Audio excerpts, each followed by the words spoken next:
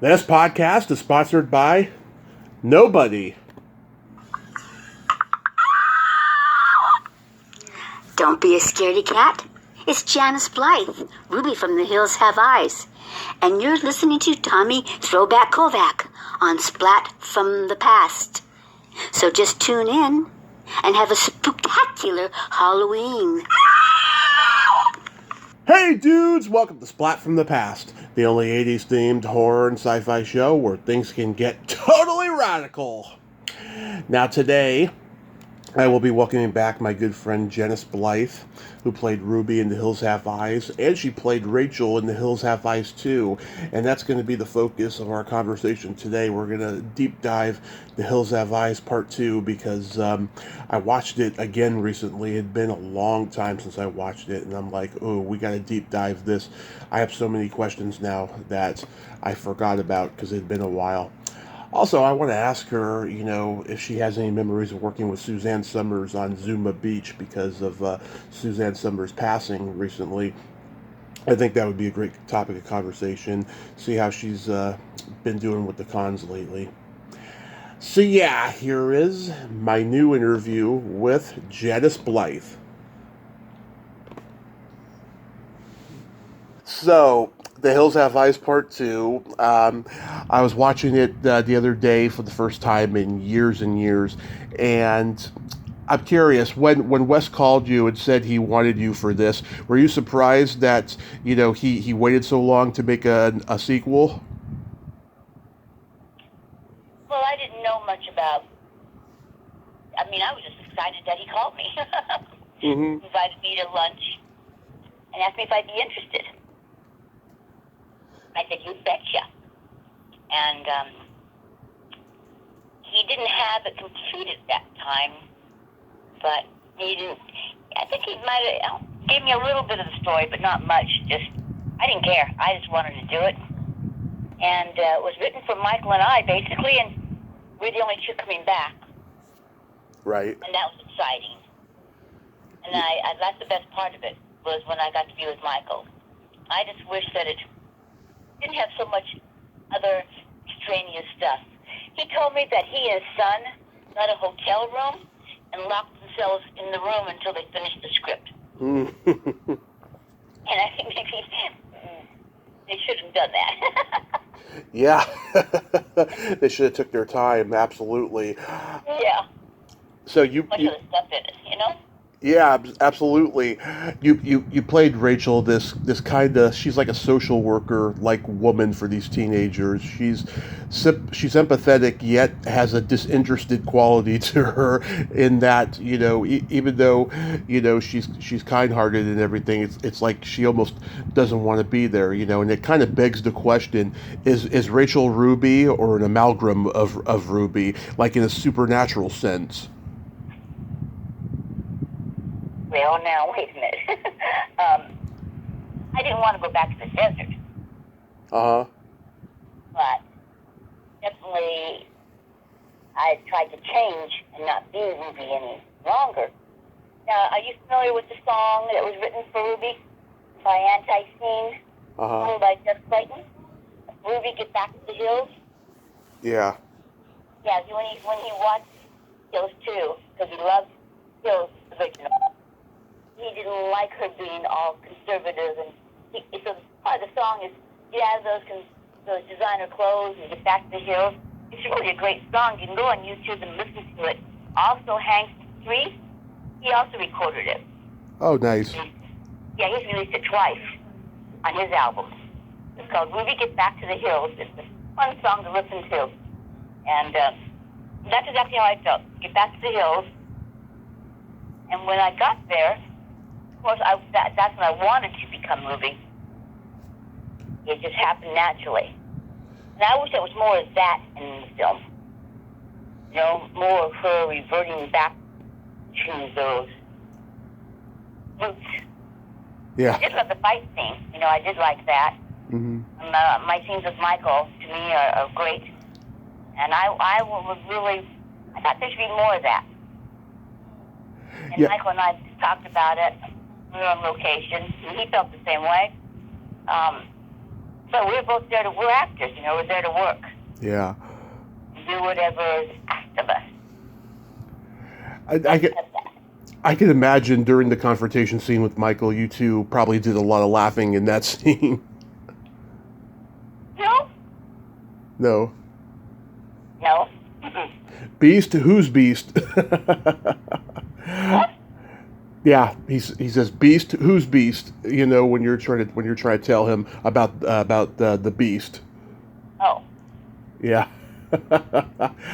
It looks like it was freezing cold at nighttime. Was it? I don't remember that, but we was got shot up in Yucca Valley. Mm-hmm. I didn't have any night scenes. Did I? I don't think I had Yeah. any night scenes. Oh yeah, that whole confrontation takes place at night. You're walking in the woods with is it Kevin Spurtis? You two are walking in the woods late at night, and you're like, Katie wanted to grow up to be a big movie star and get discovered by a big director. Oh, okay. Yeah. I wasn't cool at all because I was wearing just a button-down shirt. Oh no, I had a T-shirt. I had a long-sleeve T-shirt on. Right. And I don't remember it being. Because it does get very cold in the desert. That's where I live, not in Yucca Valley, but Palm Springs, and certain times of year when that sun goes down, it is not freezing. There's no snow, but for us it's very cold. For snowbirds, they still wear shorts. Yeah. What was it like working with Kevin Spurtis? I just saw him recently. Yeah. In Kentucky. Mm-hmm. We both did Scare Fest, and I didn't recognize him at all. And he's changed. He's good looking. He doesn't resemble that boy. He's super nice, and I really didn't have a lot of scenes directly with him. Mm-hmm. He was mostly with Cassie, blind girl. That's why I thought it got to be too much in the script myself, adding a blind girl on, and the motorcycle stuff, people like that. They like stunts and action like that. But I wanted more of grittiness of the original Hill. Mm-hmm. And so Michael and I talked a lot about it, and we were plotting out Hill 3 together.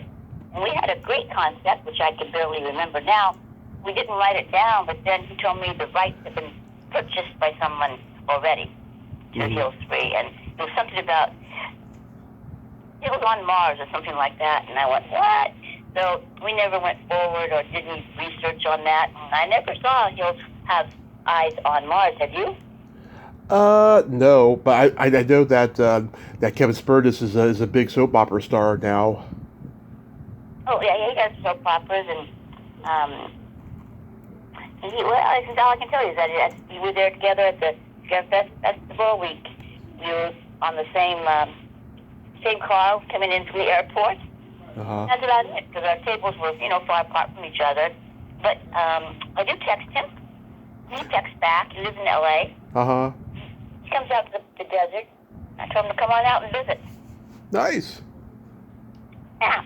That's awesome. Yeah, it's great when you reconnect with people. I've brought so many people together who hadn't seen each other in years. That's one great thing about hosting this podcast is that I can do that.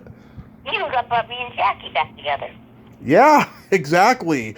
There you go. Mm-hmm. Yeah, you two been having good conversations? Yes. I don't know. I have to call her. She's going on. She was making her. She was creating her own movie channel. Yeah. Yeah, and I don't know what happened with that. Do you? I have no idea. Okay. So, did you really smoke cigarettes back then? No, I did it for the part, Mm-hmm. and I saw myself continuing to smoke. After that scene, I said, no way, and I put it out because that's one thing I never did do is smoke cigarettes, and I'm so glad. Yeah. It's a bad habit to break it. Very bad habit. I love your 80s hair in that. I hate it. So you weren't really styling it like that back then? No smoking ever. That'd be the hair. Pardon me? Your hair, were you styling it like that back then? It's very 80s. I love it. Yeah, that was just my hair. Uh-huh. Why? I love it. It looks great. Oh, okay. Yeah. I Actually, I crack up during that scene where you jump on top of what's his name, Willard Poe, and you like punch him in the face and go, "Sorry." something happened while we were on location. I don't know what was wrong with me, but I think I had a long break in between scenes or something like that, and Mhm. I guess I had my car because I took off. I went to a local hairdresser. I don't know what was wrong with me, but I did. And I wanted some shine or something to my hair, and I think he even might have trimmed it some because when I came back, Wes hit the roof. He noticed right. He darkened it too. Yes, he Yeah. darkened it. He hit the roof. You don't do that in the middle of a shoot. Change your hair. I didn't change it drastically, and I don't think you can tell. Can you tell? No, not really. Okay, I didn't think it was drastically changed, but he noticed right away, and he got really mad at me. But I thought it was okay. Yeah. I don't know why I did that. I have no idea, but I did. Directors do that. They get mad when anything gets changed. Yeah, they don't want you to, do. I don't. I just wanted the guy to put some shine on it, and I guess he just darkened it more than it was. That's what it was. Yeah. No, it looked really good though. I think this movie put Wes in a financial hole. I remember reading on the internet years ago that like No idea.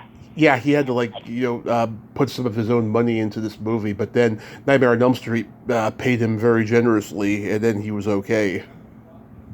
Well, I'd have no idea about that Mhm. financially. I just know that I had an issue with my part, Yeah. and actors want to work, so I didn't raise any thinking about it. But Ruby doesn't go out like that, hit her head on a rock and she's gone. So when we were walking together back to our rooms one day after the shutdown for the day, Mm-hmm. I said, I just want to talk to you for a minute. First, let me ask you. I said, you're so quiet, and obviously, a very neat guy.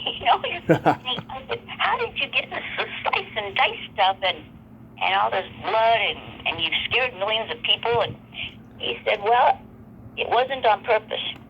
It was at the time a means to another end. He needed to raise money to do films that he wanted to do, which I never did ask what they were, but he said that he became so successful at the horror genre that he just stuck with it. And that's how he became the Horror King. And I said, now the other thing I want to talk to you about, and please, I'm not talking from my ego, but Ruby, you have us, going out like, Heroes 1 was wonderful, although they shot the ending several different ways. There was one time where Ruby would walk up with Susan Lanier at the very end with Bobby. Oh yeah. And we were holding hands when Daddy was dying, type of thing, and that was like the ending. Then they changed it to where Martin Spears is doing the stabbing, Right. kind of freeze frames on him. Well, the other ending. And I said, Ruby can't just go out like that. He said, I agree with you. He said, I've thought about this, and I've been meaning to rewrite that, but I haven't had the time. I'll do it while we're here on location. And I was elated, and I went, oh, thank you. So I just was, off to my room, and I only, I had my incense, and I brought my music, and I would just stay to myself after the shoots in my room. Now the rest of the cast, not all of them, but the boys, get drunk silly, and they got really crazy. I mean, they got drunk. They even threw a mattress in the jacuzzi. Mm-hmm. We got banned from the hotel. Wow. We were told never to return, and we did finish the shoot. And I wasn't involved in all that, but I was embarrassed about all that. So Wow. there was that scene, and he said, I'm so sorry, but we were running behind. I haven't had time to do it, and I can't do it. And I have a completion bond on the film. We have to finish it by a certain date or lose a lot of money. Mm-hmm. And I went, okay. And Peter was there, and he said, so when you hit your head, just roll your eyeballs and gurgle a little, just die. And I went, No, I'm not, to myself. Not voice that at all. So when you see the scene, and this is a big question people always ask me, did you die? No, I didn't. I just hit my head and I went unconscious. There was no gurgling, there was no eye rolling, there was no stuff coming out of my mouth, anything like that. Because I wanted Ruby to come back, I didn't, and it didn't seem, and he said he was going to rewrite it and couldn't, so I kind of rewrote it for him. Mm-hmm. Gave him the opening for Hills 3, Yeah. And of course, people do come back from the dead all the time in movies, even though they do die. They bring them back somehow, another feature. But that's what happened to Ruby. I just didn't like that. Didn't feel right. She's he likes strong female heroine types. That's what I loved about Wes. Oh, she had that edge, and I wanted Ruby not to go out by a rock on her head. So, you want to know about that? And I'm telling y'all. Yeah. Just as I tell y'all there, and you still question me online. I have my fan page. It's Janus Blythe. Don't forget the U, Janus Blythe. With a little dash, Scream Queen, and that's on Facebook. You can go there, you can scroll down, and I'm the only one that can post. So I post everything that I can pull up out of my trunk of my history of doing stuff, and I still have more stuff to post. I put everything on there, all my interviews, magazines, my podcasts are there, like Tommy says, and photographs and stories, and it's a great place to have your whole biography and your memories right there, your movie career, boom, boom, boom, boom, boom. And absolutely. That's all can go, but I even posted it there. No, I did not die. I only died in Drive-In Massacre. Yeah. Yep. I was stabbed in the neck. Hanging out the car, yeah. Yes, you see, fall out the door. You have one take to do this only. They had super low budget. They had one top for me to wear, and special effects had limited amount of supplies, the blood stuff, all that. So one take, and I've never died on camera before. It's not an easy thing to pull off. Believe me. No. People might giggle and laugh, but try it yourself. To make it believable, not easy. So he said, fall out the door, and just hang there and die. Well, I did, and we were successful. I was proud of my performance, and I ended up on the cover of the DVD and on the poster. It changed to, where that's a shot that you see. It's me hanging out the door. And they just screened the Drive-In Massacre. I came from Cinema Wasteland in Ohio.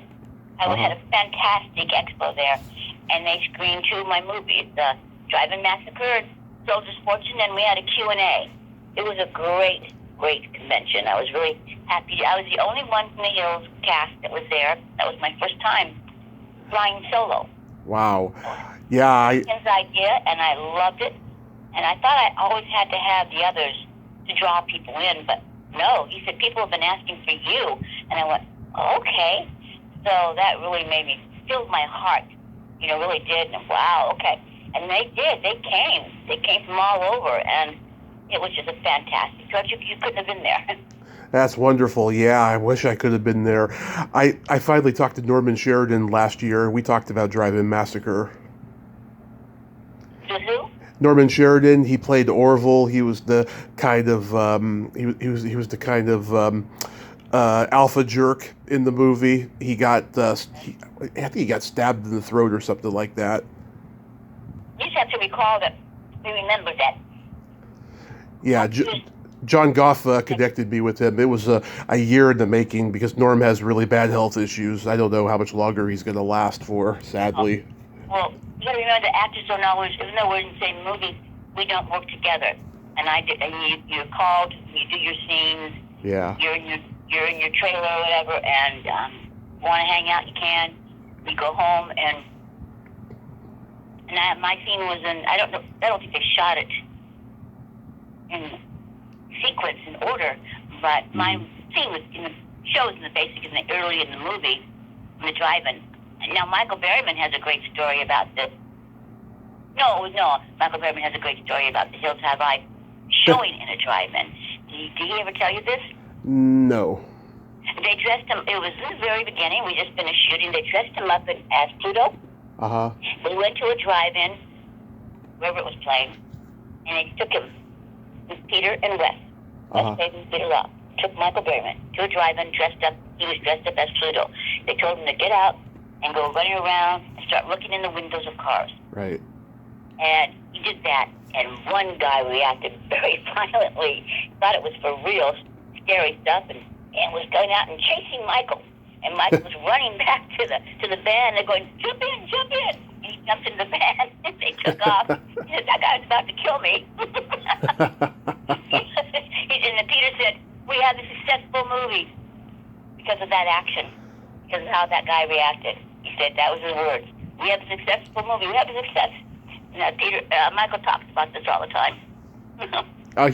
Maybe he did tell me. I can't remember. It was very vague.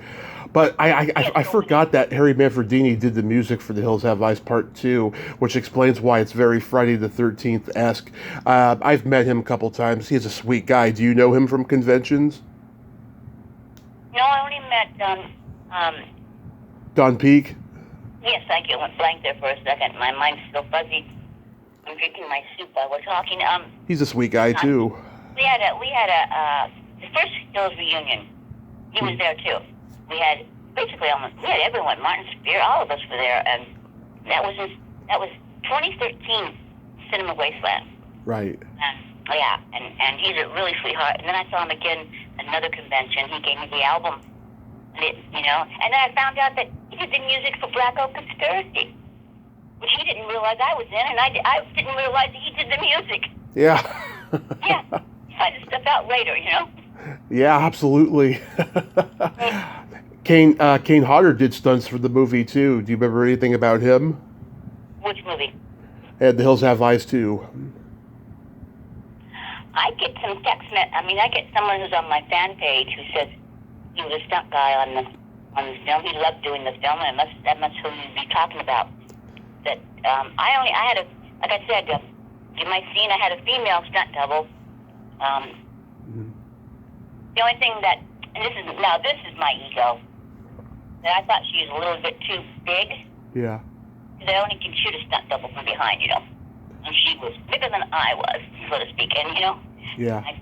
That's the only thing that I didn't like, and she had to get in there and do the dangerous one. They don't want you to get hurt, it's big liability to get hurt on a film. You don't want to get hurt either. Oh no. But in the stunt doubles. Tony Sesser was the second assistant director, and he was a stuntman on Nightmare on Elm Street. I interviewed his daughters. They were the Elm Street jump rope girls. Do you remember if they were on set? Like I said. I think they told me they were on set of that movie. We had those two in the Upper Valley, and we had the motel. We had it was a hotel / motel. It wasn't tiny, but it was not a Hilton or anything. And I just worked with the kids, Yeah. And I was with Michael, and that's all. You don't work with them unless you're going to stand there and hang out for the entire day, and that's exhausting. So no, I can't. I haven't. Nope. The guy who played the Reaper, John Bloom, he looked very scary in that mask. I mean, he was almost like Leatherface in Texas Chainsaw Massacre. Yeah, he was pretty convincingly scary as that character. That Peter Rock played one of the characters in the film. Oh, does he? Yes, the original Hills. Mm-hmm. He's one of the kids' sons. Okay. The clan.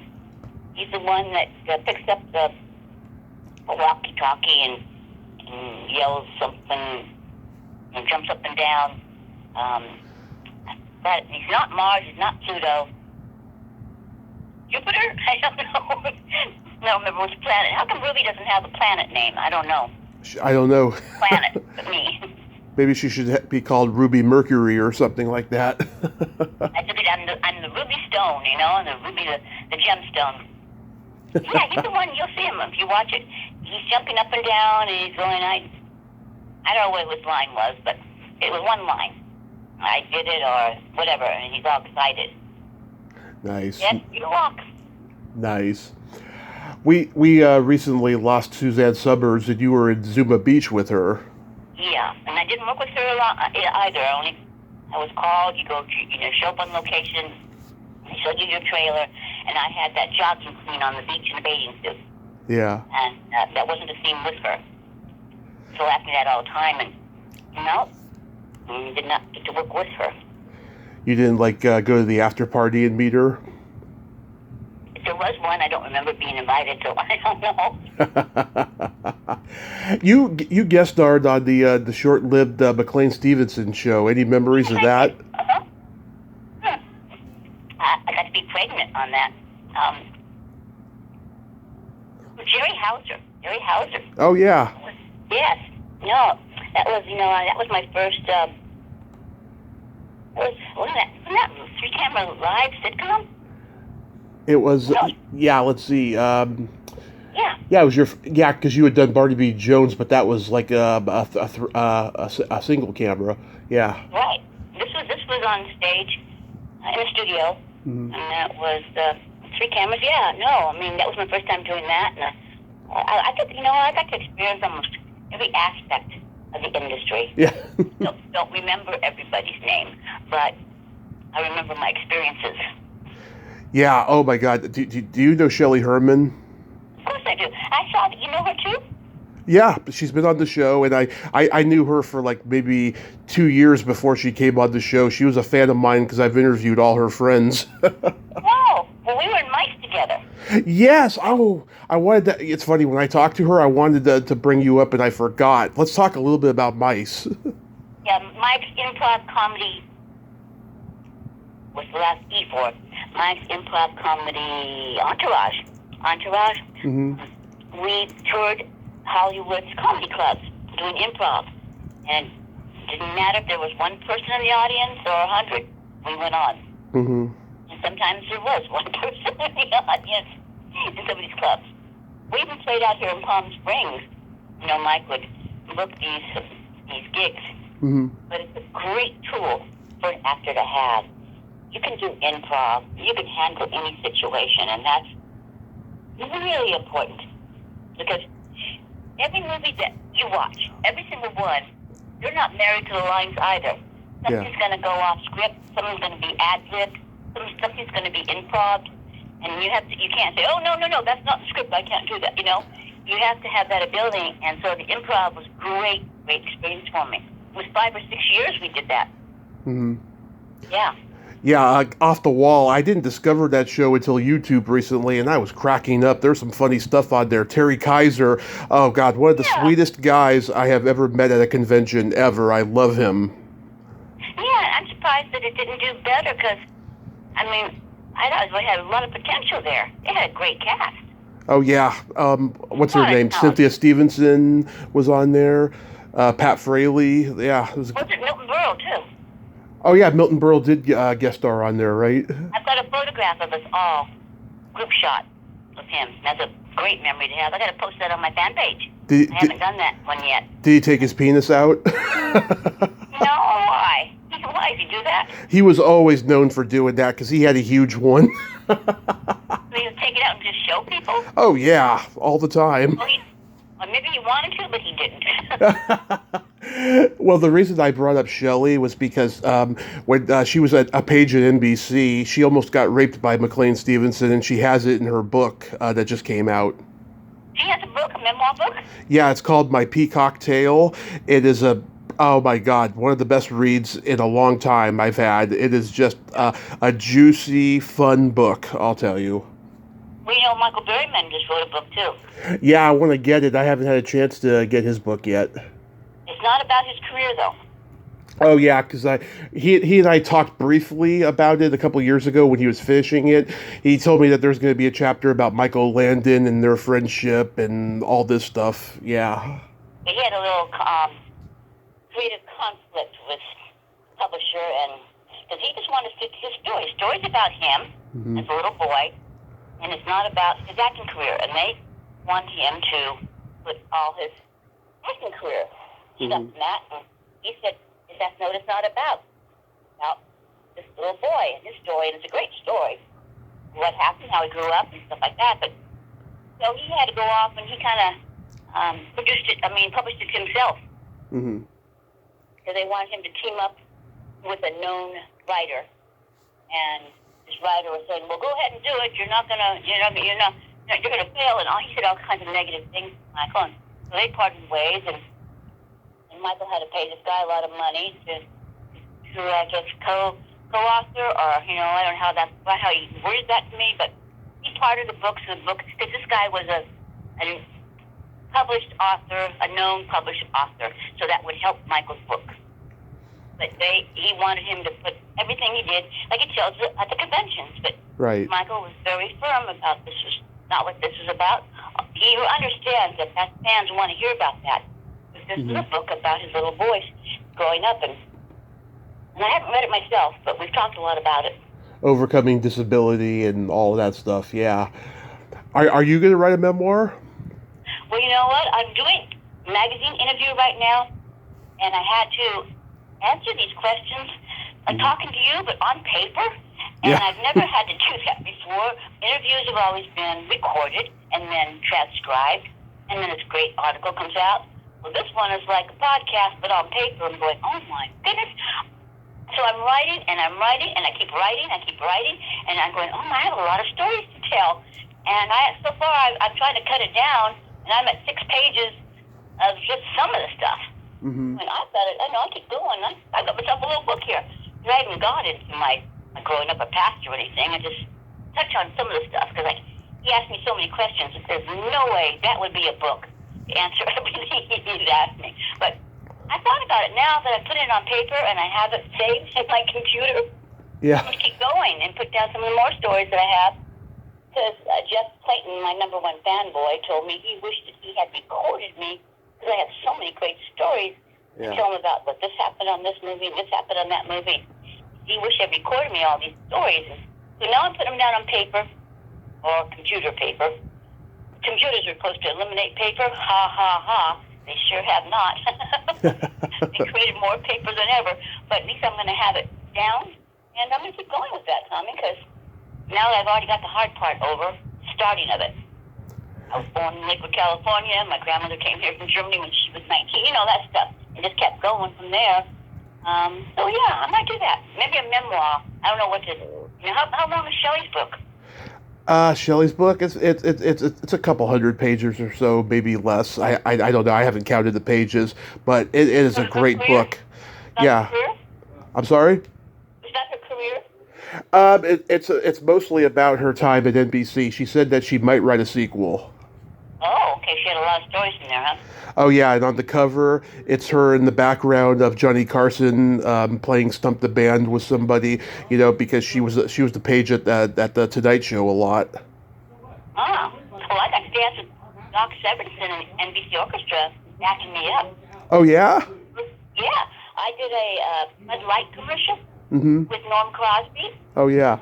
We simulated Saturday Night Fever, and I'm in my white dress and my partners and a little outfit like Travolta wore, and it's a great. And it had Basil Hoffman. Basil, is right? Oh, Abby Hoffman? No, Basil. And my mom. He's got glasses. He was in. Basil Hoffman. Yes, Basil Hoffman. What's his first name?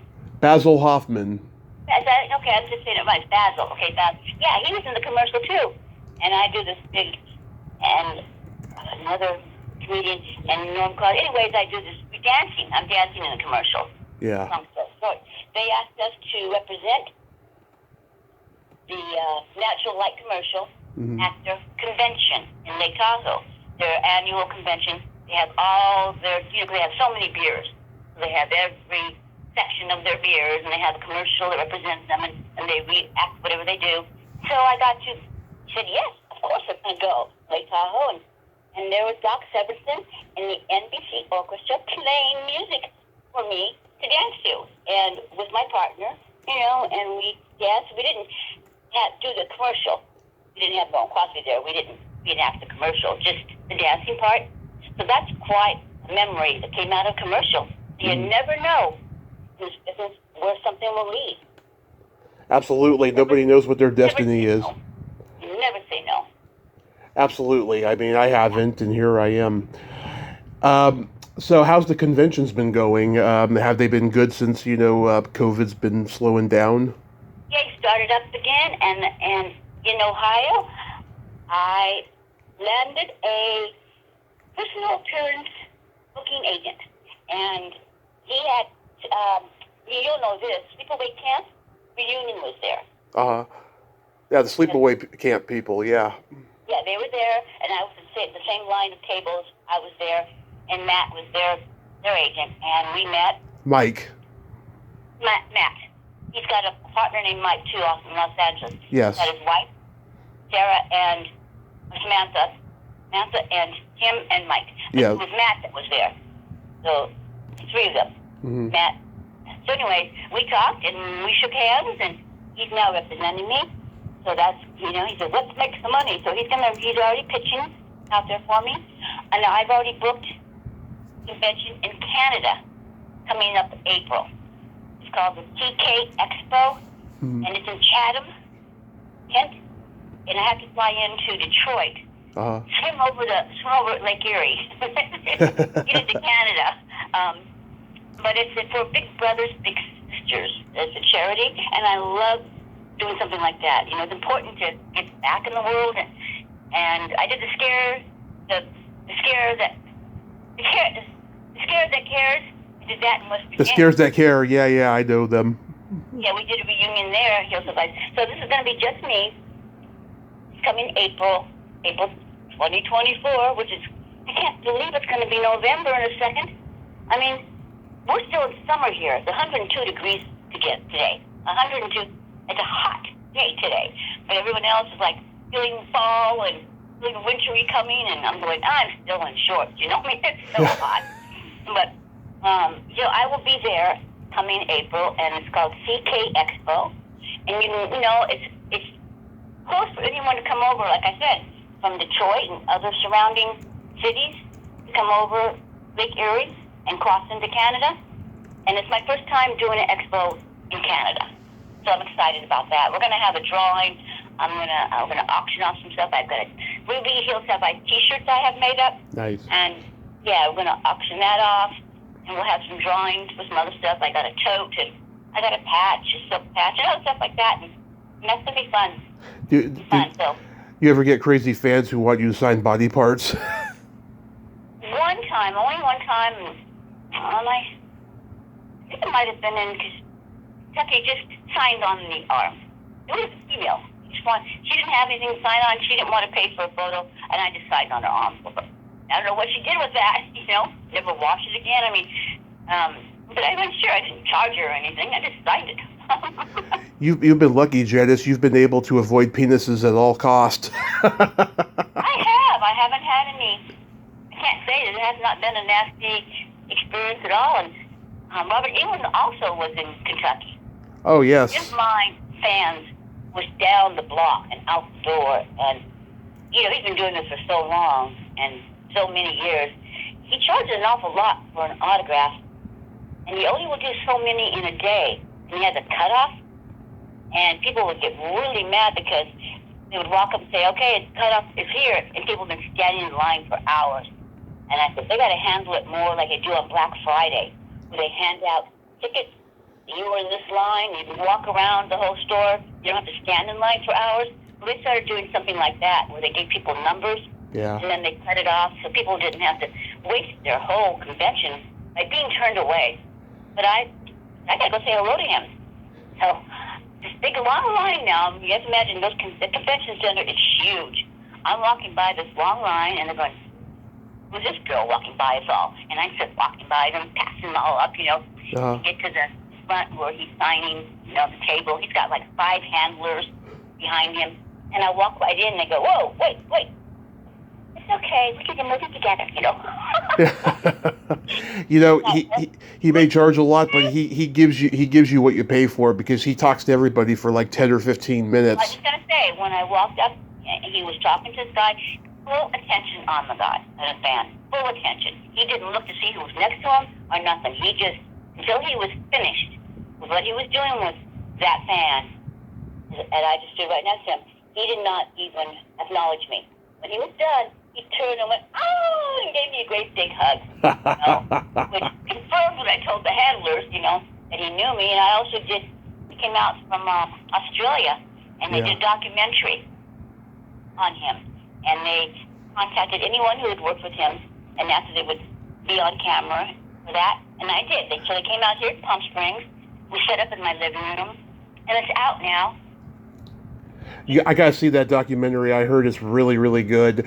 Yeah, I mean, you've known him since Eaten Alive, right? What's it called, honey? I don't remember the name. I don't remember the name of it either, but I know it's out. I gotta see it. But you've known him since Eaten Alive. Huh?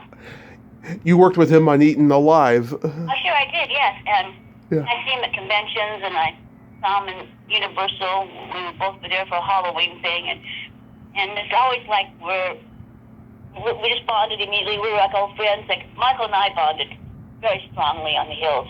I mean, he calls me sis. I call him bro. He'll call me Ruby. I call him Pluto. And I've got great photographs of him, and I can call him. Oh, here's a great story for you. Okay. Oh my goodness, I'm in Ohio this last convention, and I'm having a great weekend. And this guy in a wheelchair comes rolling up, and he hands me a photo of who Michael had already signed. Right. It was a glossy, and it was the poster, but it was an 8x10. Glossy, nice picture of Michael. He wanted me to sign it, and discussing what color and all that. And I take my paint pen, and I shake it, and I test it. Okay. And I go, where, right here? He goes, yeah, right there. And so I sign it, and it's not working. Wow. And I am devastated, because I've done this before, and if it's my photo, I can toss it out. I'll pull out another one. But they do make an eraser pen, which I did not remember to buy, and I can't go over it. I've tried that before. Tried to go over letters that didn't come out. Mm-hmm. The ink didn't come out, and that is even worse. I could just see, I just ruined this guy's photo. I was devastated more than he was. He's going, that didn't work too well, did it? I'm going, oh my God, wait a minute. And I grabbed my cell phone, and I dialed Michael, and he answered. It's like the gods were with me. And I told him what happened. Would he please send this fan another one?